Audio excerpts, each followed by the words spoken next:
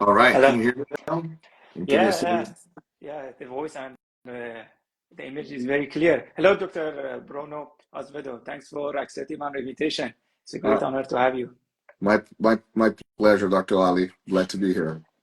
It's really amazing for us because this is a great chance to learn from you about many details regarding the CBCT in the endodontics. And there is no need to introduce you to the audiences, but I want to go a brief introduction about yourself. As all you audiences know, Dr. Bruno Azevedo is a dual specialist in endodontics and radiology. And this combination is very interesting and amazing. And this is a great chance for us to having him here in our live at the Endo Leaders Show program. Okay, Dr. Bruno, can I call you Oh, Bruno simply? please. We all Yeah. doctors here. Please call me Bruno. That's my name. Okay, Bruno. Can you introduce yourself a bit, and then we will go to ask you some questions regarding CBCT. We will start with the introduction of the CBCT because I know many dentists and endodontists all around the world may not be completely familiar with the CBCT, and then we will go deeper to see what are the advancements in the field of endodontics. Okay. Yeah. So my name is Bruno Azevedo. I'm a dentist originally from Brazil, but I live in the U.S. now for about 21 years. I did my education here, and I basically grew up in an imaging lab. My father's a radiologist, and so I was in touch with radiology since I was a kid. Um, as I grew up and went to dental school. I knew I wanted to become a radiologist, and following into my dad's footsteps. And then I was in the business of imaging centers. So basically, my family in Brazil had multiple imaging centers in the capital of Brazil, Brasilia. And from there, we heard about this new technology that was up and coming called CT imaging, right? And in 2003, literally 22 years ago, we bought our first CT scan, which Wow. was very interesting. And after we purchased our CT scanner, it was the first high resolution small field of view CBCT scanner in Latin America, one of the first in the world.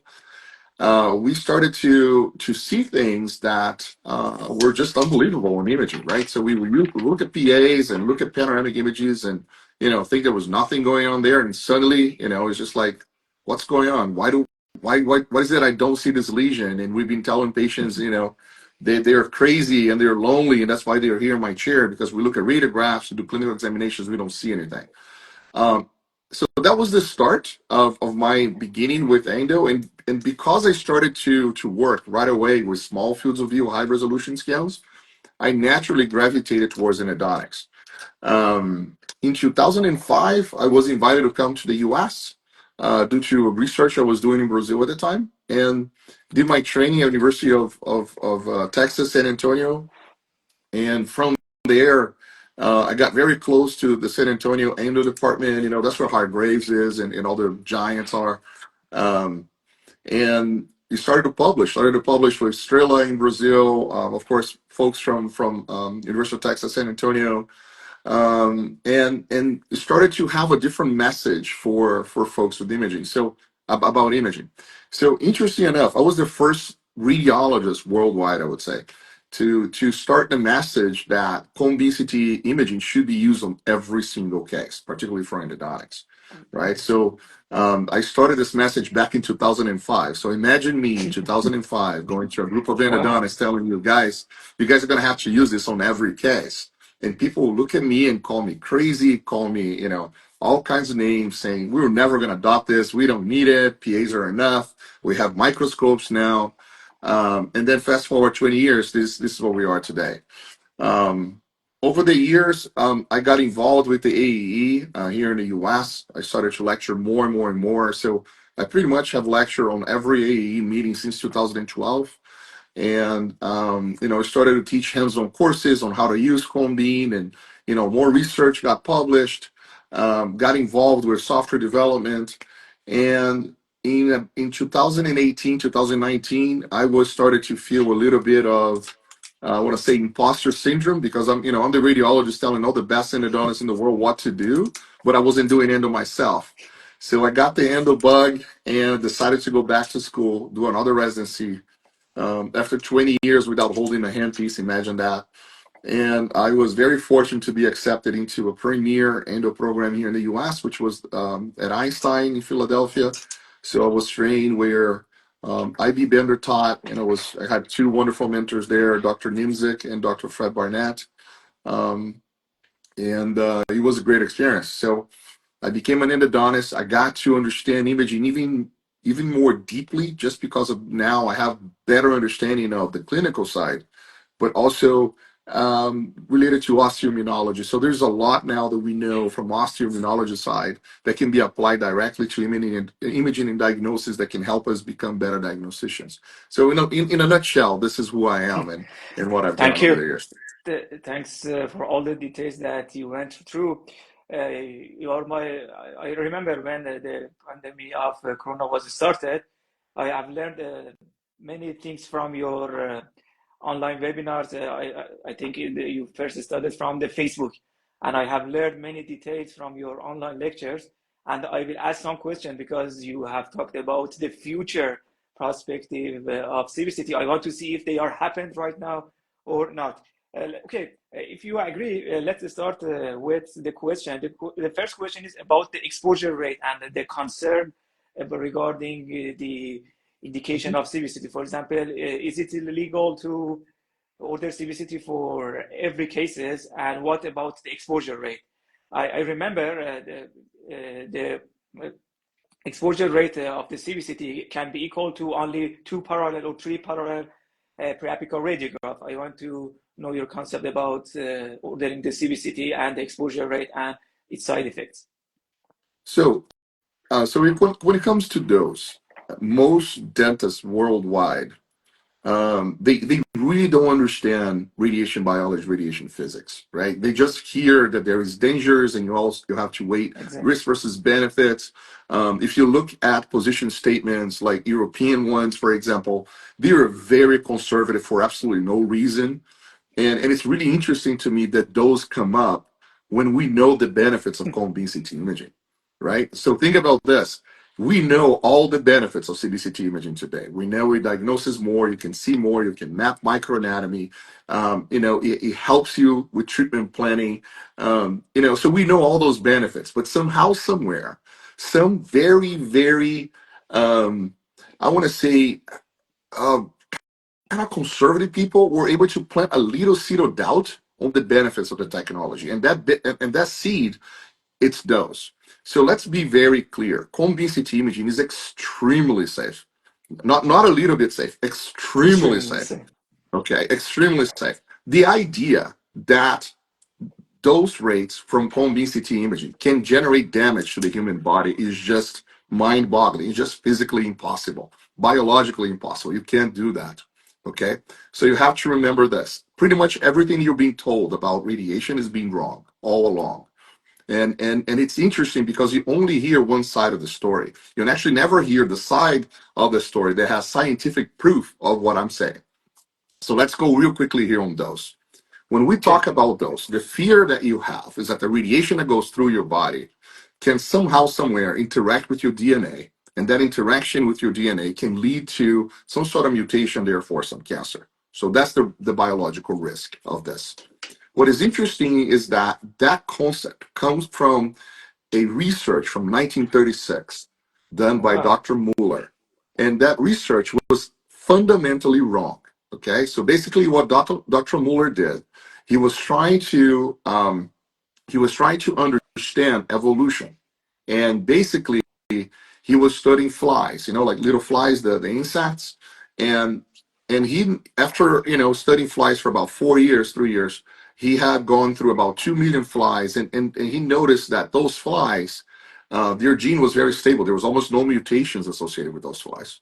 So he blasted flies with will be equivalent to about 5,000 chest X-rays today for 2 minutes, and then he measured the outcomes of that exposure.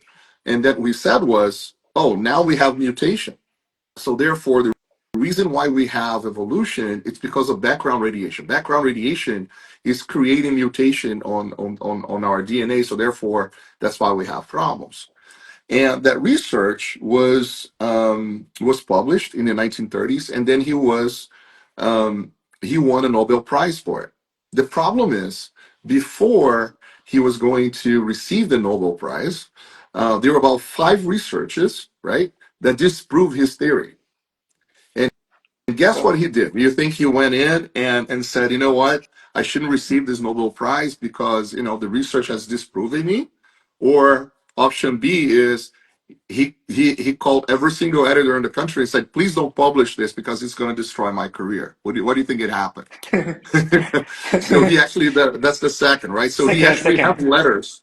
We actually have handwritten letters from Mueller, uh, writing the editors of those journals saying, please do not publish this, it will destroy my career. And because those articles were never published, this theory of no linear threshold, meaning there's no safe zone on imaging, became very well known. And then you think about, well, how about the folks that created the first, radiation protection sort of agencies? What did they do? It's very funny. They just used that paper, wrote half a page, and that became what we know today as a lot of concept and things like that. So historically speaking, there has never been any scientific proof or anything that relates to the things that are taught today in dental schools, unfortunately. Then you fast forward to 1990, and we now have a revolution. We now know that DNA is not stable. DNA is completely unstable. Just to give an idea, Nobel winning research has shown that by living on planet Earth, you have a rate of between 5,000 to 8,000 double strand breaks of DNA per cell per hour. It's the So background that is equivalent, just radiation, no, correct? if for all kinds of reasons, your DNA is not stable. So it's breaking on a rate between 5 to 8,000 times per cell per hour, Wow. right? So that is equivalent to about 70 million DNA breaks per cell per year. So Wow. just to give you that idea. So when we talk about the possibility of one break with cone beam CT imaging is of zero point 0.2 for one break, Exactly. and you have about 70 million happen um, from that, just from being alive right now. So it is just crazy. So this idea that imaging can lead to cancer, particularly low dose radiations, is just not founded in evidence. Okay, it's just not founded in any study in this world that can say this is what it does and it's bad. So please don't let those be a roadblock for you to use a technology that will truly help your patients. Remember, the first thing we swear as doctors is do no harm. And you do no harm by ordering, by not ordering imaging exams or diagnostics exams that actually help you do no harm. So cone beam CT scans are absolutely a must in 2025. And it becomes not a matter of use, who's going to use it. It becomes a matter of access. Who has access to it? If you have access to CBCT imaging, you should be using all the time, before, during, and after root canals. You mean, I want to ask you in your daily practice, are you ordering CBCT for every case that you're going to do endodontic treatment? Want to, 100%. I pretty one, much I walked away from two-dimensional imaging. It's you really rare for me to do you any have type of shifted? two-dimensional imaging. Well, wow, very good. Yeah, there's no need for it. Okay, okay. As you said, there shouldn't be any concern regarding the radiation dose of the CBCT. And let's go to talk about the CBCT. There are four pillars of CBCT. I want to explain us these four pillars. The first one is data acquisition. The second one is data correction, and the third one is data navigation, and the last one is interpretation. I have watched your explanations about these four pillars of endodontics, but I want to go more details regarding these four pillars because we want to see what are each of these and Sure. what, So yeah. yeah, yeah. So what happens is this: over the years, I've been teaching three-dimensional imaging around the world, and typically what I have, and no matter where I go, it doesn't matter if it's in Europe, up in the Middle East, I mean Latin America, or here in the US or Asia, I always get the same questions. Okay, so everybody's very hungry for this knowledge, and they don't know how to learn it, right? Because think about this: for those who Exactly. own a home BCT scanner, it's probably the most expensive piece of equipment you own, but the one that you have the least amount of training on. And typically, the training that you have on is done by the least qualified person as possible, which happens to be, the person that installed your machine or something like that. Sometimes you do have courses for 3D imaging, um, by radiologists, but it's very generic. It's more pathologist, not really endo based. And to be quite frankly, most radiologists, they are not really good at reading images for endo. We have a very special niche there. So what happens is this: over the years, I would come lecture, in a place, and the first question people would ask me would be like, Bruno, I want to learn how to read a vertical retraction. I don't know how to read a vertical retraction, right? That's the number one question people will ask me.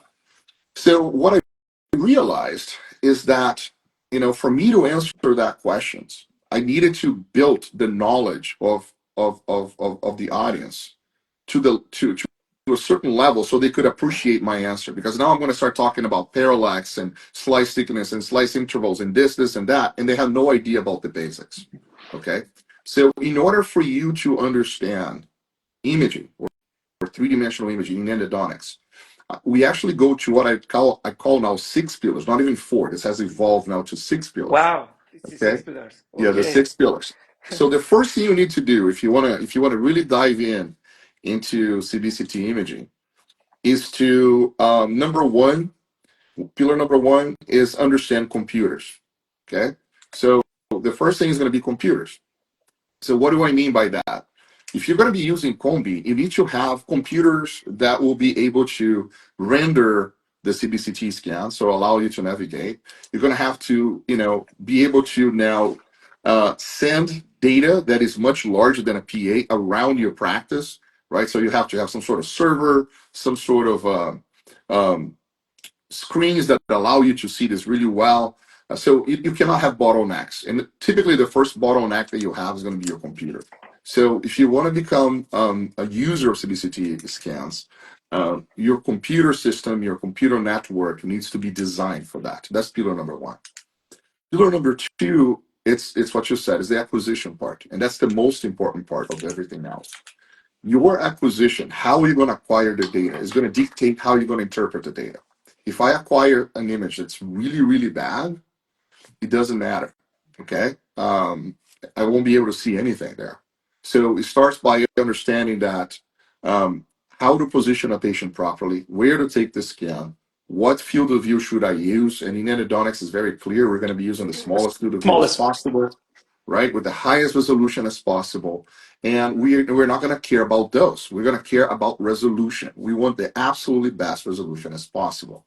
And typically, resolution is going to be a combination of multiple factors, from the voxel size, from the KV, from the MA, from the acquisition time, for the number of base images. So it's just not one thing. So you have to get a lot of information from the CBCT scanner to be able to get a high resolution scan. So you acquire the best image quality you can. So that's pillar number two. Now comes pillar number three. I need to understand now how to correct data. There are multiple things that Exactly. you have to correct for. And that can be noise, that can be artifacts, that can be densities. So what are the tools that I have within software now to be able to correct data? After you corrected the data, now comes pillar number four, which is data navigation. How do I navigate the data? What are the tools that I have within the software that allows me to slice and dice data in different directions, and why? What sequence should I follow through when I navigate the data? Where should I start? Do I start from the bottom, from the top, from right, from left? What should I look first? Then comes data interpretation. And the first thing you learn on data interpretation of patterns, what does it mean if I see X? What does it mean if I see resorption? What does it mean if I see expansion of bone? What does it mean if I see perforations and blah, blah, blah? So you learn now the interpretation part. Number six, it's what I call now advanced technologies. This is I'm the now one. after you've done everything with the data, you interpret the data. Now I can say, you know what, I need a surgical guide here because I'm going to do a this is a calcified tooth and I do a surgical guide to help me get to the apex, or I'm going to, plan a surgery with CAD CAM software, or I'm going to, create a 3D printed tooth, or I'm going to use dynamic navigation. So everything that's going to use home BCT imaging as a scaffold for something else becomes now advanced technologies. So if you follow this sequence, you're going to master Combi. But if you don't follow this, there's no other way for you to use this technology properly. You have to master each one of those pillars to be able to properly use the technology. Wow, thank you, thank you. So, as you said, then nowadays we have six pillars of CBCT. Very good, very good. Uh, okay, my next question rise from your what you have talked about the artifacts and about the limitation of the CBCT. I want to know if there is any limitation in the CBCT in the endodontics, how we can handle with those limitations. For example, we have beef hardening artifact. Some Mhm. claims that we can use AI technology in order to reduce AI artifacts, or can we use data correction in order to remove or in order to reduce these kinds of artifacts? How we can handle those types of artifacts and limitations? Great. If you can help us, thank you. It's a great question, and I'm going to go back to the pillars. Okay. So Okay. here's the problem that we have today, Ali. CBCT imaging became a generic terminology. It's really hard to use the word CBCT imaging because there are 60 different manufacturers with 60 different types of images. And if I have the same patient, okay, on machine A, B, C, D, E, or E, or F, whatever, the same patient, scale of all the above, all the volumes would be different. Does Wow. that make sense? They're not the same. So if you have, If let's say, a Morita scan and a Praxion scan and a Plameca scan and a Carestream scan or Action scan, they all look different. So they need different corrections and they need different parameters. if So it's we really use this, hard. sorry, if we use the Yeah, same parameters for all these brands that you have talked about, for example, if we use the same KOV, or for example, if it the same to, if the parameters are the same, you mean the quality can be different? correct. Very different. Wow. They vary widely. So think about this. It's like saying, how do you drive a car? And the first question you have is, what car do you have? Right? So you can have a BMW, you can have a Ford, you can have a Porsche, you can have a Ferrari, you can have a Jeep. They are all cars and they all drive kind of the same, but have different performances. So it Exactly. all depends on what you have access to. So there are units out there that if you acquire the image, artifacts is almost not a problem at all. It's awesome. But if you're using, let's say, a comb beam from 12 years ago, 10 years ago, that wasn't the best in the first place, it's going to be really hard for you to, bypass some of those things. The second problem is we have limitations in endodontics. We do. Only the biggest limitation I have, it's not to do with artifacts. I can bypass artifacts because I understand how they're formed. So I can actually go back and trace them back to their source. I'm actually teaching a course here next week in Austin, where I'm going to spend 16 hours teaching people how to look at vertical root fractures and artifacts and going back. So I really can care less about being harnessed today. There's a lot that you can do to bypass that, clinically speaking. What I can't do is see the invisible that the cone beams doesn't have. So what is it that the or limitation of cone beam CT scans? Right now, I used to say before I went to clinical dentistry that if I looked at a first molar, let's say that's calcified, and I don't see an MB2, that means that that MB2 is not there. I realized with clinical experience that the color map inside the tooth is actually more important than the cone beam sometimes because Exactly. many cases from mine, I was like, "There's no MB2 here," and then I look on Yeah. the tooth, and I was like, "Oh, there's a little stick," and then suddenly you're inside something, and I wasn't able to see that MB2. So there is a phenomenon in cone beam CT imaging called volume averaging.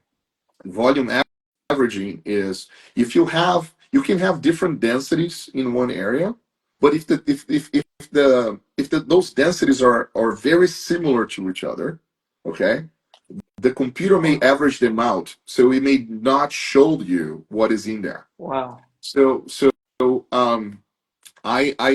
I'm telling you that I became a believer that cone beam doesn't show you, regardless of the machine, regardless of the resolution, certain features, and that is the most important one.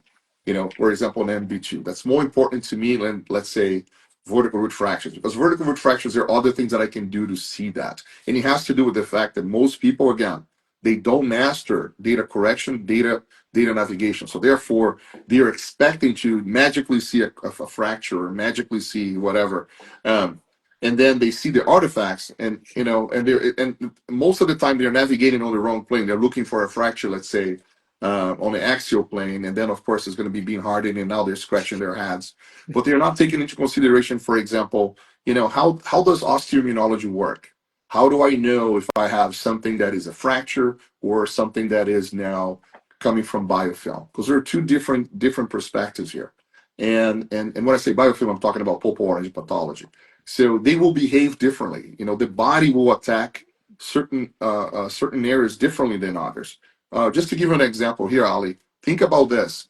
Why if you get stung by a bee or a mosquito in your hand, what's the shape of that a sting? Is always going to be round, right? So Yeah. think about this: a mosquito bites you, and then you have this little round bump on your skin. Why is he round? Do you know why is he round? No. Because it's the most efficient way the your immune system has to fight So, whatever was deposited on your skin by the mosquito. So it's always around. It's always going to be what? It's always going to be around, and you know where the mosquito bite is, and all the margins is always equidistant to all the margins, because this is how the body yeah, works. it's at the center. Yeah. So The think biting about part. this. Every time that you have a lateral canal or an apical lesion, and you see a lesion, it's exactly like a mosquito bite. It's always equidistant around it. So if you look at the largest diameter of that lesion and you trace it back to the root, that's the source. Always. Okay, Always. so Mm. you start to understand things a little bit different, and then when you start looking about fractures, you start looking for other patterns that are more V-shaped instead of being round, and other things like that. And of course, with the right technology, right software, and perfectly, if you have the right acquisition, your life becomes much easier if you can apply the pillars towards seeing that. So I would say that the biggest limitation of home BCT scans right now is actually knowledge. Most No. people are not knowledgeable enough to extract information from it. It has nothing to do with the tools. We have great tools out there. It's more on the knowledge, and then of course, um, on what type of home BCT scans they have access to, Mm. right? So it's one thing for me to say, "Hey, I have an iPhone," and you go like, "Oh, great! Which iPhone do you have?" "Oh, I have an iPhone Exactly. 4."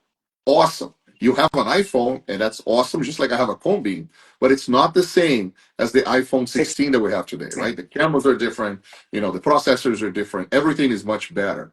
So I know CBCT scanners are a very kind of a costly investment, but there is a reason why the newer generation is better than the older one.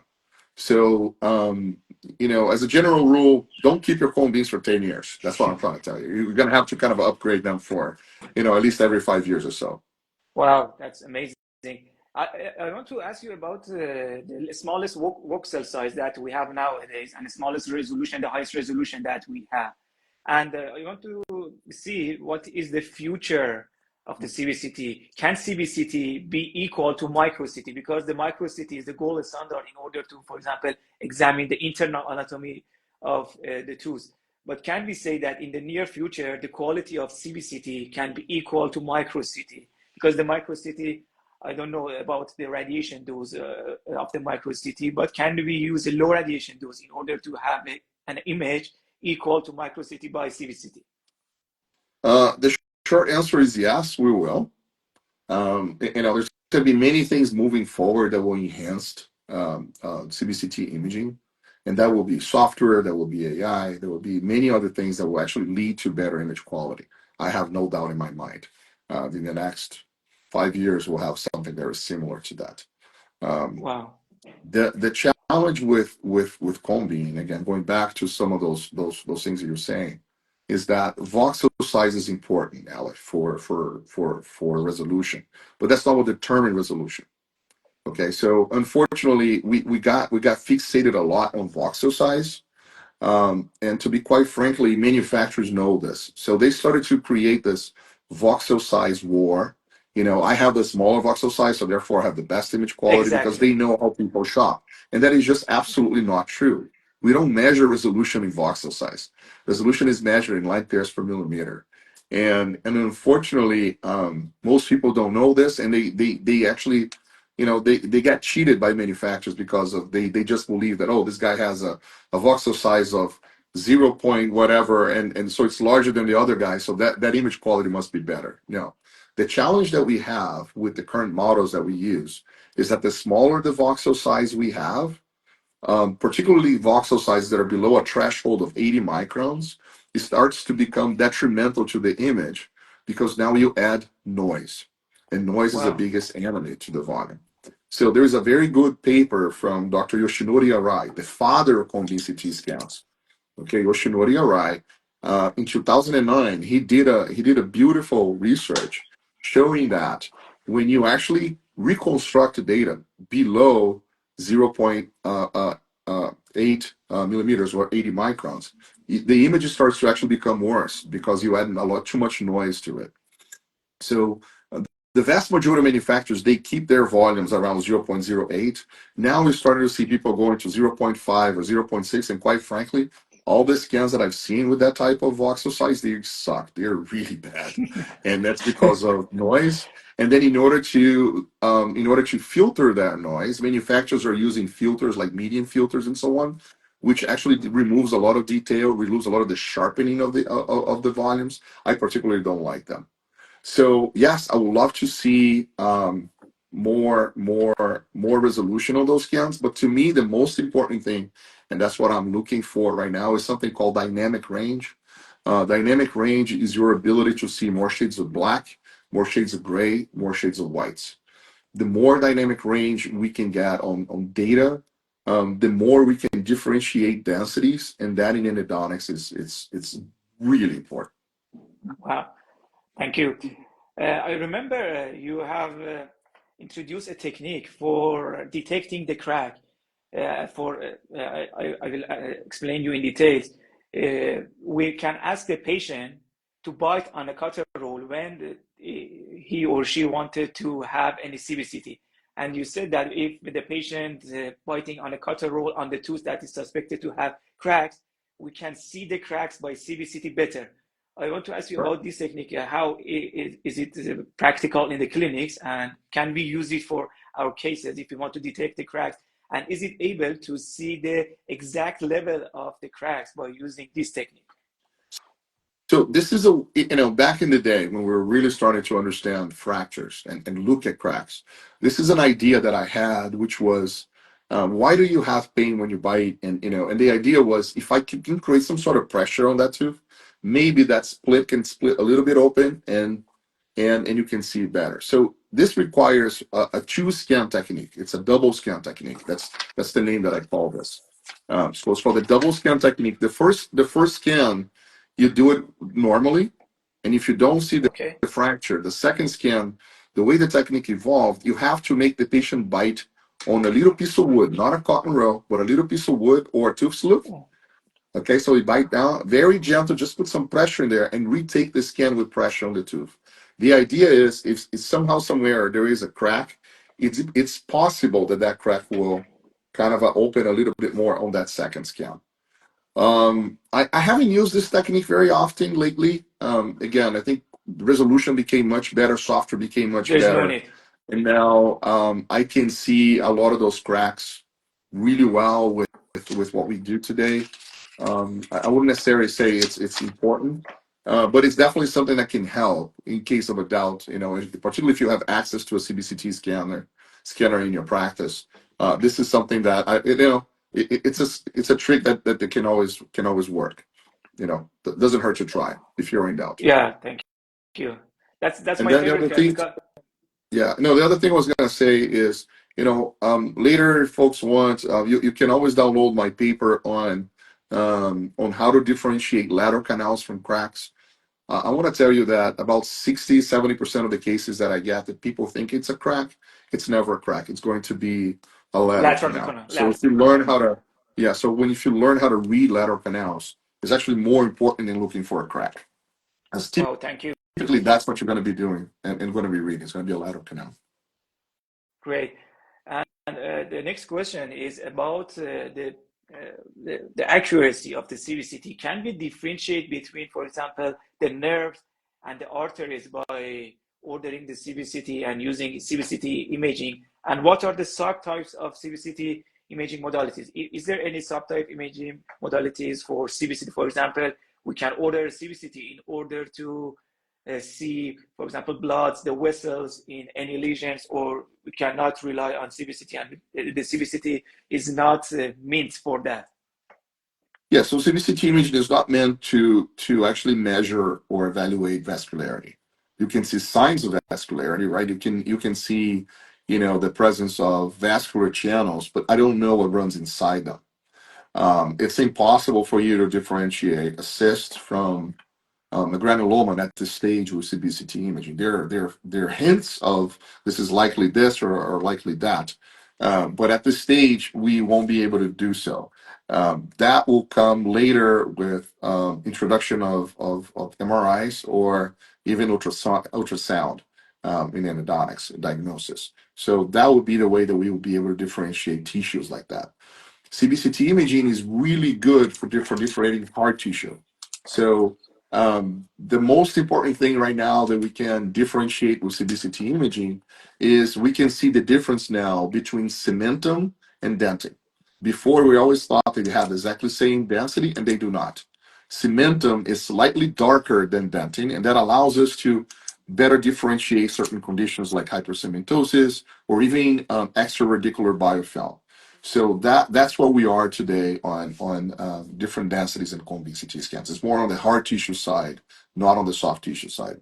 So the CBCT is meant for hard tissue examination. It is not Correct. designed for It, soft tissue it can examination. be it can be used for soft tissue. One of the techniques that I teach folks when taking scans is to always place a cotton roll on the buccal part of the tooth, because that moves the lips away from the gingival tissue and will allow you to examine the architecture of the gingival tissue. So if everybody here wants to know what type of gingival biotype a patient has, or better understanding how much swelling there is around the tooth, you can always use this technique, and will allow you to measure the thickness of gingival tissue, but it won't let you know, for example, if the gingival tissue is inflamed or normal. That I wouldn't be able to tell you, but I can definitely see the outline of the soft tissue with this technique.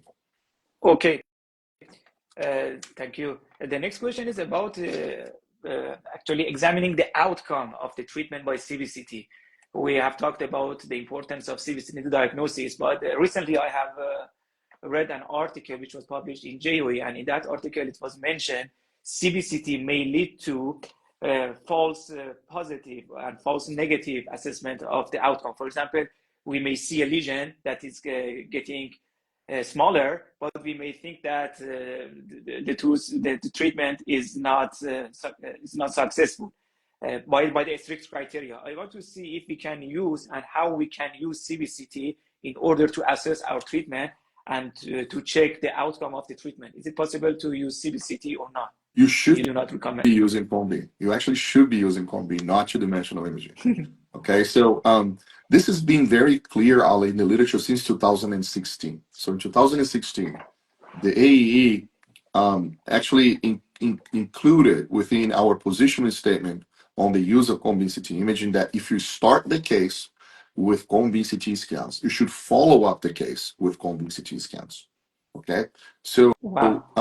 and if you look at my original paper from 2007 on cone beam CT imaging, on the detections of apical periodontitis on cone beam versus PA versus panoramic imaging, we noticed that a lot of the dentition with root canals also had had lesions, which you can see them on two-dimensional imaging. So our outcome studies, they're going to have to be redone using cone beam. That's the truth. Okay, Yeah. for everybody. The second part too is a discussion that I frequently have with colleagues, and I've done a couple cases with Rikuchi on this, where again it comes down towards knowledge and towards what cone beam are using and software, where folks sometimes they are not used to densities, they're not used to actually understanding new bone formation, and it's very easy for a novice to look at new bone formation and think it's a lesion because it looks like a lesion, but Yeah. there are different very nuances in there that tells you this is not a lesion, this is healing, just leave Newborn it formation. alone. Yeah, so I'm very interesting when I read scans studies like this, because typically if you actually look at folks that are reading the scans and making those claims, they're not really good at reading. A lot of times they're just residents that are reading cases, or somebody that just had been access to cone BCT scans, and not really the best. So I can see how you can have bias with cone BCT scans, but at the same time, it's exponentially better than the way we've been doing, which is with two-dimensional imaging. Exponentially better. So if you can, you should follow up your cases always with three-dimensional imaging. But we should be aware about the newborn formation and to differentiate it between the lesion, because the healing process is slower in the CBCT, and it is It, it, it- obvious because we see yeah, more details. Yeah. it depends, of course, on who is the host, right? Who is the patient. But the most important thing here is not that. The most important thing here is um, you can't you can't compare apples to oranges here. So it's important that you have your first scan, that's your baseline, and then your second scan that you can actually compare things. A lot of times what happens is you start without a cone beam, and then you take a cone beam later. You don't know what's going on. There's no way for you to know. There are amazing studies in vitro, in vivo, In vivo. of with micro CT that actually shows that so cancellous bone always move like in a wave pattern. So if you actually have a scan today and a scan a year later, just if you understand imaging and understand the nuances of it, just by observing where the cancellous bone is, you may be telling, you may be able to say, okay, this is healing and not healing, even if the lesion is remaining the same size. Just because how the pattern of bone around the lesion actually behaves when there is an aggression or not an aggression. So I go back to the osteoimmunology part, which is again allows us to truly understand a little bit better on what's going on with lesions. But myself, Dr. Mo Fayad from Chicago, and a bunch of like very high profile endodontists in the world today, everything we do, every follow up is always in 3D. Wow, thank you. Okay, we want to go in the next step, and you had a lecture at AAE Boston, and the title was AI Enhanced Protocols from CBCT Imaging to Clinical Practice. My main question is to ask you about to give us some details about that lectures, and I want to see if AI can help us. For example, as you said, the matter of knowledge is very important nowadays, and many drawbacks of the CBCT is related to the knowledge and to the experience and to the clinician, in spite of the advancement of the CBCT. Can AI help us to reduce those drawbacks and those limitations, which is related to the operator with the AI or not? I want to know more details about the AI impact in the CBCT. So there are different impacts on how AI is going to impact this space. Number one is when we think about AI, they think about an AI that does what I do, which is I want the AI to read the CBCT for me and tell me everything I need to know. Tell me the tooth is fractured, there's a lateral canal, how I want to do this. We're gonna get there. It's just gonna be some time. Okay, Mm. we're definitely gonna be on that space, but it's gonna be a little bit of time before we can be there. So from a reading perspective, or interpretation perspective, what AI does today, it's a really good job on stuff that's very simple. I don't need AI to tell me, oh, this tooth is endodontically treated. I can tell this in a heartbeat. right? I don't need AI to tell me, oh, there's an apical lesion here. I can see that in a heartbeat. So AI right now is just doing very rudimentary things that have very little to no impact on your decision making at this stage. In And the future, as those models become better and we start training AI with better databases to understand certain imaging patterns and certain things related to endodontics, absolutely, it will be crucial. It will be very helpful. We're not there yet. The second part of AI has to do with AI now helping us enhance images to better understand anatomy. So if you look here behind me, you see that beautiful 3D rendering there. You see two 3D yeah, renderings. So you see yeah, one on the one that's brown. Typically, that's what you see on your cone beams, and then one that looks like bone. That one is actually AI, right? So that is AI generated 3D rendering. So that allows us to now add texture, color, and different things to imaging that makes diagnosis better, faster, meaner. So we do have tools now that can enhance data, right? That allows us to better read the CBCT scans, is extract more information. So part of the lecture there was explaining, how those tools actually operate and how we can actually enhance image quality and minimize noise or again increase dynamic range so I can see different things inside the tooth that regular comb being necessary don't show you. And this is where we are today, where it's very exciting to be in this space. And then come the third part of AI, which will be software that we're developing. For example, I was explaining the software that I'm developing right now called EndoPractice AI, where it's going to take away a lot of the busy work of the endo practice.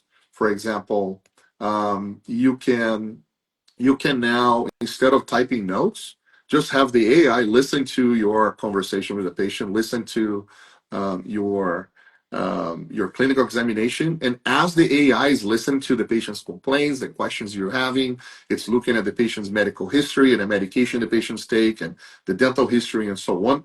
The AI start to guide you and say, "Hey, Dr. Ali, ask the patient this question or ask the patient that question." And as the patient answers this, the AI goes back wow, and start helping you.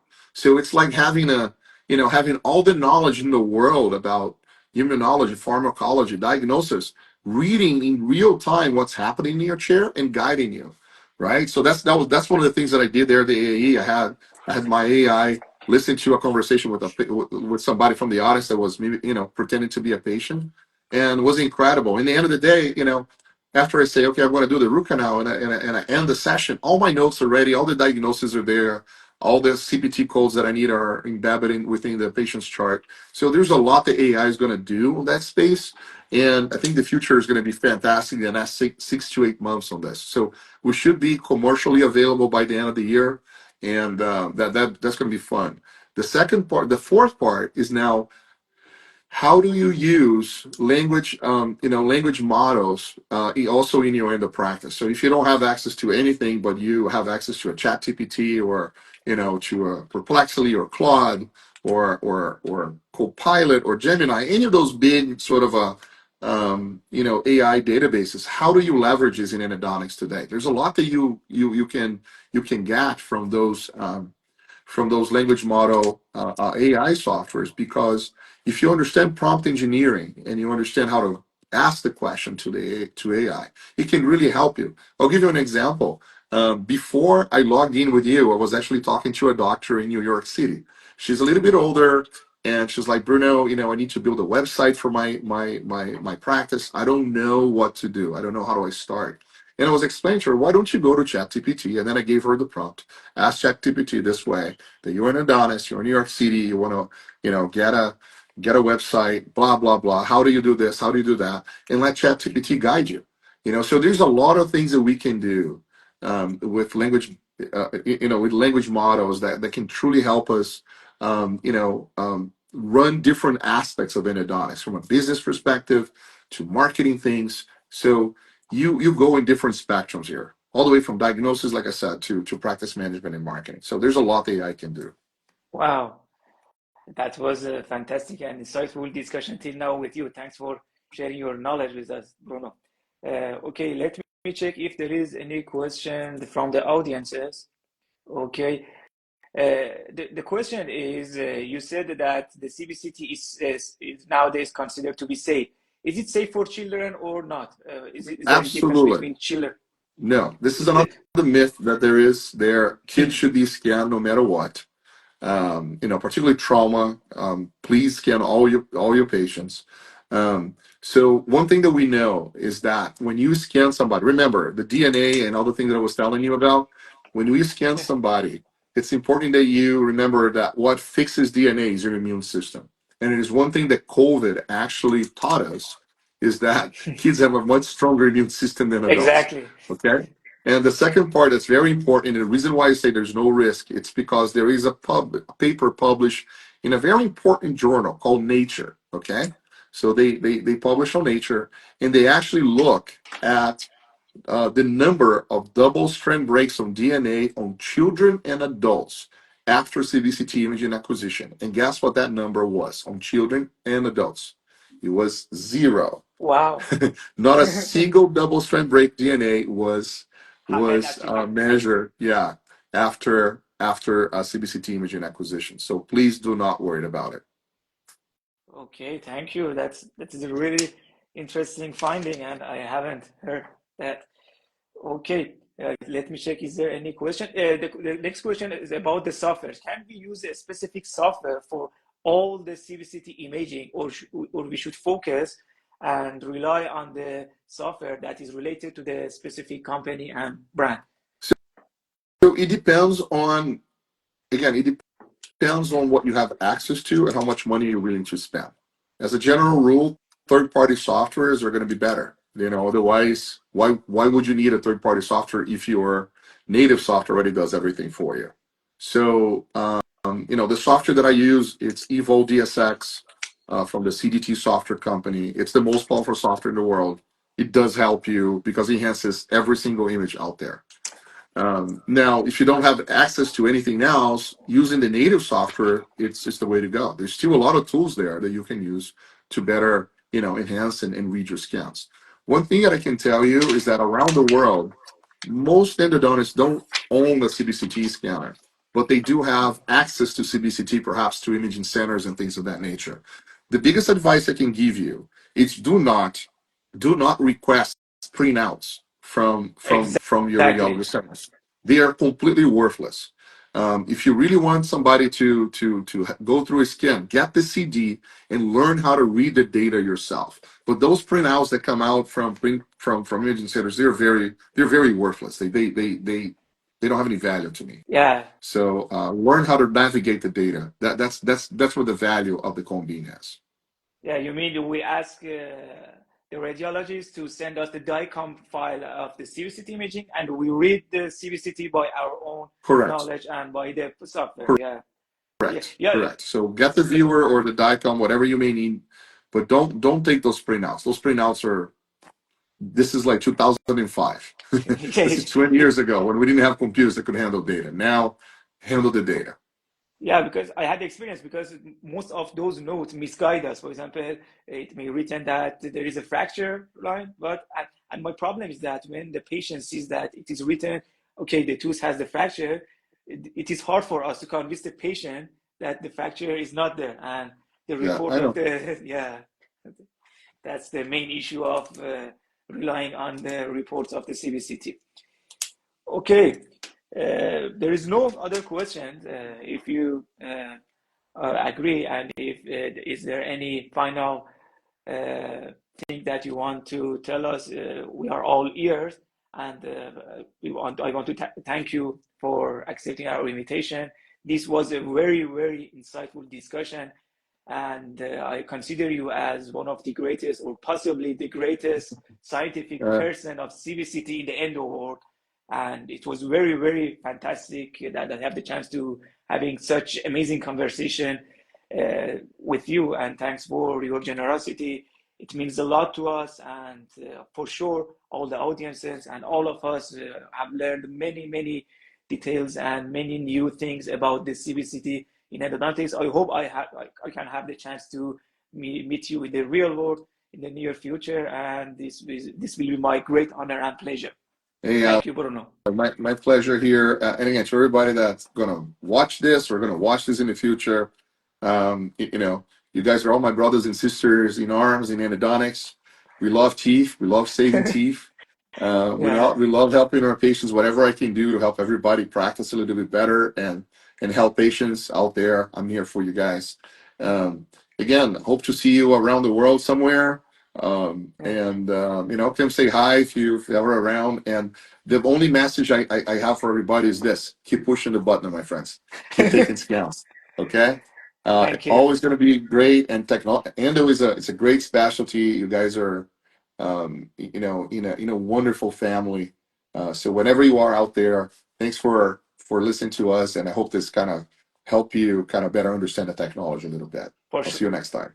See you next time for sure. That was very interesting and amazing. We will save this live for the audiences that were not able to watch this, and they can watch this live whenever they want. Yeah. Thank you. Yeah. Thank you. It was, yeah, If anybody want to watch like some free stuff, follow me on social media, theconebeanguy.com. I'm sorry, yeah, at conebeanguy on Instagram. And then if you go to my website, theconebeanguy.com, there's information there about software. There are a few free webinars they can watch where I explain techniques on how to design an access with cone beam CT scans, and you know how to read different things. How do you know what you know if you have a lateral canal or not? All this information is on the website. There's a free webinar there. Just enjoy it. Okay? thank you. Okay, and one final request. Yep. Can we ask our audiences if they use Endo Leaders Show actually word in order to have discount for your courses around the world? Can you give us something like this Yeah. with the Endo Leaders Show? I, I don't know because again, right now I actually have an agent that takes care of this, and I'm moving away a little bit more from last space and focusing more on live courses because that's where my demand is. Mm. But you know, if there's anybody out there from a different country that perhaps want to bring me in for a course, you know, do a 2-day course, 3-day course with everybody, I'd be more than interested in entertaining that idea. You know, I've been going around the world teaching. We now Yeah, have the capabilities of doing hands-on courses around the world with the Evolve software, things like that. So just let me know. yeah, okay, thank you. Thank you. That will be very amazing. Thanks for everything, Bruno. It was a very fantastic discussion. Hope you a good day and wish you all the best. And I hope we can see you for the future events and learn more from you.